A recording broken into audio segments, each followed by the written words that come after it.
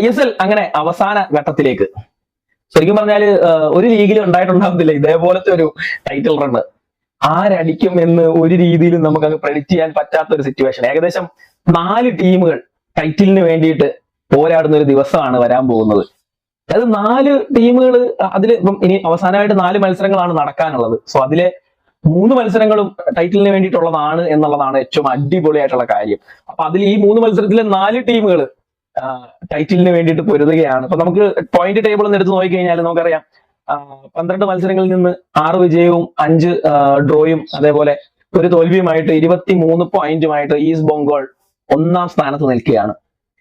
2ാം സ്ഥാനത്ത് മോഹൻ ബഗാൻ ആണുള്ളത്. 12 മത്സരങ്ങൾ, 6 വിജയം, 5 ഡ്രോ, ഒരു തോൽവി, 23 പോയിന്റ്.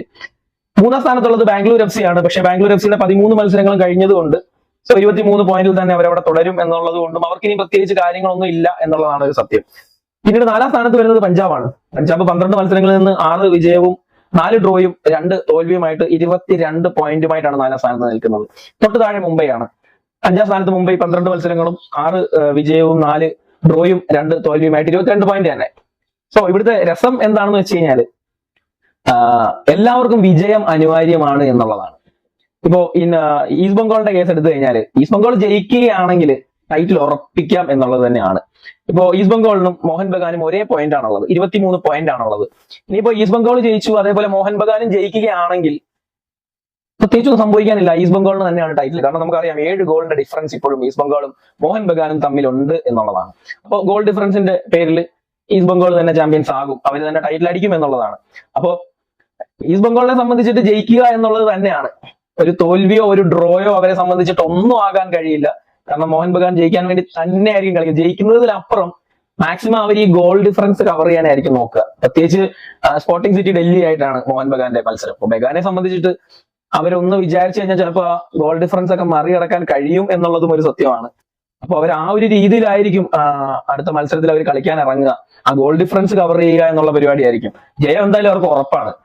പിന്നെ ഇനിയിപ്പോ ഒരു പക്ഷേ ഈസ്റ്റ് ബംഗാളിന്റെയും മോഹൻ ബഗാന്റെയും മത്സരം സമനിലയിൽ കലാശിക്കുകയാണെങ്കിൽ 24 പോയിന്റുമായിട്ട് അവർ 1ഉം 2 സ്ഥാനത്ത് നിൽക്കുമ്പോ പഞ്ചാബ് വേഴ്സസ് മുംബൈ മത്സരം അതിൽ ആരെങ്കിലും ജയിക്കുകയാണെങ്കിൽ 25 പോയിന്റുമായിട്ട് ആ മത്സരത്തിൽ ജയിക്കുന്ന ടീം 1ാം സ്ഥാനത്ത് വന്ന് ടൈറ്റിൽ തൂക്കുക എന്നുള്ളത് വേറൊരു കാര്യം കൂടിയാണ്. അതായത് പഞ്ചാബിനും മുംബൈക്കും ഉള്ളത് 22 പോയിന്റ് ആണ്. ഇവരുടെ മത്സരങ്ങൾ ആരെങ്കിലും ഒരാൾ ജയിച്ചാലോ അവർ 25 പോയിന്റ് ആവും. അപ്പൊ അതുകൊണ്ട് തന്നെ ഈസ്റ്റ് ബംഗാളിനും മോഹൻ ബഗാനും വിജയം എന്ന് പറയുന്നത് അടുത്ത കളി അവർ വിജയിച്ചേ പറ്റൂ, അല്ലാതെ ഒരു ഡ്രോയോ ഒന്നും അവർക്ക് ഒരു തോൽവിയൊക്കെ പിന്നെ നോക്കണ്ട. അപ്പൊ വിജയം എന്ന് പറയുന്നത് 4 ടീമിനും അനിവാര്യമായിട്ട് നിൽക്കുന്ന ഒരു സാഹചര്യമാണ്. ആര് ടൈറ്റിൽ അടിക്കും എന്നുള്ളത്. പിന്നെ ഒരേ സമയത്താണ് മത്സരങ്ങളെല്ലാം നടക്കുന്നത്. അതുകൊണ്ട് തന്നെ ഒരു മത്സരം കണ്ടിട്ട് അതിന്റെ റിസൾട്ട് വെച്ച് അതിനനുസരിച്ച് കളിക്കാം എന്നുള്ളൊരു സംഗതിയുമില്ല. ഒരേ സമയത്ത് കളി നടക്കുന്നു, അപ്പോ കളിച്ചേ പറ്റൂ. എങ്ങനെയും ടൈറ്റിൽ അടിക്കണം എന്നുള്ള ഒരു മെന്റാലിറ്റി. വിജയം മാത്രമാണ് മുന്നിലുള്ളത്. ഈസ്റ്റ് ബംഗാളിനെ സംബന്ധിച്ചിട്ട് വിജയം മാത്രമാണ്. മോഹൻ ബഗാനെ സംബന്ധിച്ചിട്ട് ഗോൾ ഡിഫറൻസ് കൂടി കിടപ്പുണ്ട്, അത് കവർ ചെയ്യണം.